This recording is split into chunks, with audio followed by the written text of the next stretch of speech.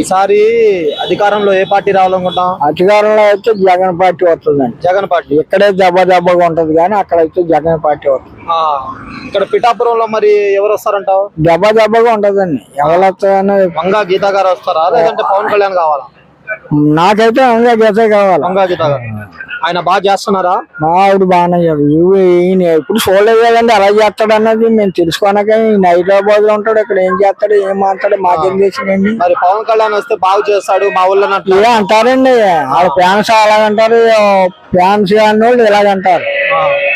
ఇప్పుడు వాళ్ళతో మనం వాదించలేం కదా. ఇంటికి మనం ఎవరు చేయాలనుకుంటే వాళ్ళు చేసేయడం తప్పించి వాళ్ళతో బాగా చేశాడా ఏంటండి జగన్? జగన్ మళ్ళీ నాకు మంచి పని చేసాడు. నాకేంటండి చాలా మంచి పని చేయడం ఏం జరగలేదు.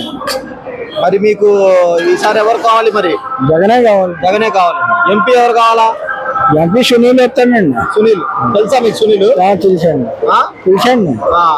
ఆయన బాగా చేస్తున్నారా?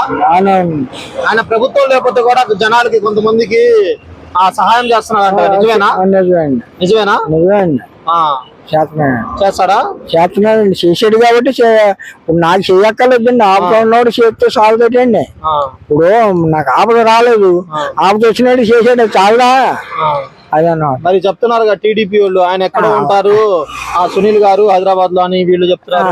ఏటి అలాగంటారండి. ఇప్పుడు ఈయన ఎవరైనా ఆ పార్టీ వాళ్ళు అలాగంటారు, ఈ పార్టీ వాళ్ళు ఎలాగంటారు. ఈసారి మరి పిఠాపురంలో ఏ జెండా ఎగిరిద్ది?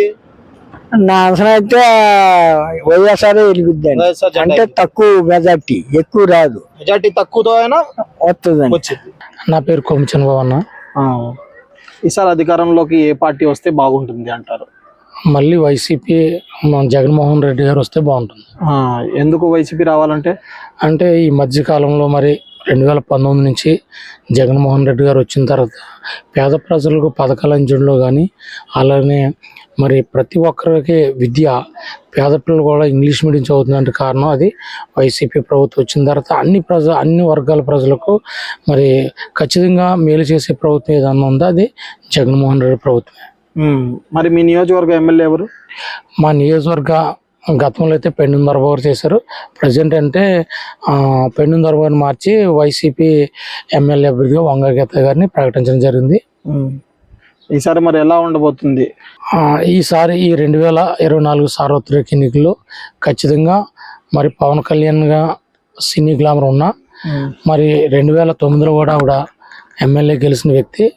అలాగనే రాజ్యసభ చేసింది, జిల్లా పరిషత్ చైర్మన్ చేసింది. ప్రజెంట్ ఎంపీగా చేస్తూ మరి ఈ నియోజకవర్గ అసెంబ్లీ అభ్యర్థిగా మరి జగన్మోహన్ రెడ్డి గారు మరి ఆమెని ప్రకటించడం, అలానే ప్రజలకు నిత్యం అందుబాటులో ఉంటూ మరి జిల్లాలోనే జీజీహెచ్ అవ్వచ్చండి. జీజీహెచ్లో 200 పడకల గది, సూపర్ స్పెషాలిటీ చిన్నపిల్లల హాస్పిటల్ కట్టడం, అలాగనే కాకినాడలో వంగా గీత ఎమర్జెన్సీ వార్డు నిర్మించడం, తర్వాత ఈ పిఠాపురం నియోజకవర్గంలో కూడా రైల్వే సంబంధించి అండర్ బ్రిడ్జిలు కూడా నిర్మించడం జరిగింది. అది పిఠాపురం నియోజకవర్గంలో మూడు చోట్ల చేశారు. కానీ జిల్లా వ్యాప్తంగా తుని వరకు కూడా అండర్ బ్రిడ్జిలు నిర్మించడంలో ఆమెకు సాటి ఎవరు లేరు. మరి ఎంపీ ఇప్పుడు ప్రస్తుతం ఎంపీగా మరి సెల్మచెట్టి సునీల్ గారు పోటీ చేస్తున్నారు. మరి ఆయన అయితే ఈరోజు 400 గ్రామాలకు 400 కోట్ల రూపాయలు నేను అన్ని గ్రామాలను అభివృద్ధి చేస్తానని మరి ఆయన ఈరోజు సునీల్ అన్న గారు ఒక మంచి నిర్ణయంతో ప్రతి గ్రామాన్ని 100 కోట్లతో అభివృద్ధి చేసి నేను ప్రజలకు సేవ చేస్తాను తప్ప నాకు ఎటువంటి ప్రలోభాలు నాకు ఆశ లేదు. కానీ ఓన్లీ నేను ఎంపీ అయితే ఈ కాకినాడ పార్లమెంట్లో అన్ని గ్రామాల్లో కూడా ఖచ్చితంగా అభివృద్ధి చేసే దిశగా మరి సునీల్ అన్న గారు ముందుకు వచ్చారు. కాబట్టి ఈసారి ఖచ్చితంగా కాకినాడ పార్లమెంట్ నుంచి చలమనేని సునీల్ గారు ఖచ్చితంగా వైసీపీ అభ్యర్థి ఖచ్చితంగా భారీ మెజార్టీలో గెలుస్తారు. అంటే వరుసగా పరాజయాలు అయ్యారు కదా, ఈసారైనా గెలుస్తారని నమ్మకం ఉందంటారా? రాజకీయాల్లో గెలిపోవటంలో సహజమే. అయినా ఈసారి ఏంటంటే సునీల్ అన్న గారిని ఖచ్చితంగా గెలిపిద్దామని పార్లమెంట్లో ఉన్న మహిళలు, యువకులు అన్ని వర్గాల్లో కూడా ఈయన ఎంపీ అయితే ఖచ్చితంగా కాకినాడ పార్లమెంట్లో అనేక మంది నిరుద్యోగ యువకులకు మరి అనేక ఫ్యాక్టరీలు అన్నీ తీసుకొచ్చి వాళ్ళ యువతకు మరి బాగుపడే విధంగా ఉద్యోగ కల్పన ఇచ్చే బాధ్యతగా మరి ఎంతోమంది నిరుద్యోగులు కాకినాడ పార్లమెంట్లో ఉన్నారు.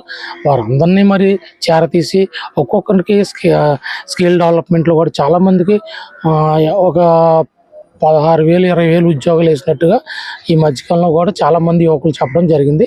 ఖచ్చితంగా సునీల్ అన్న గారు ఎంపీ అవుతారు.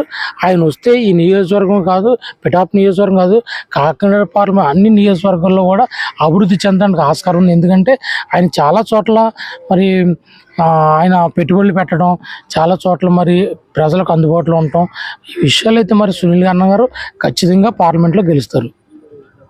Please subscribe Dot News.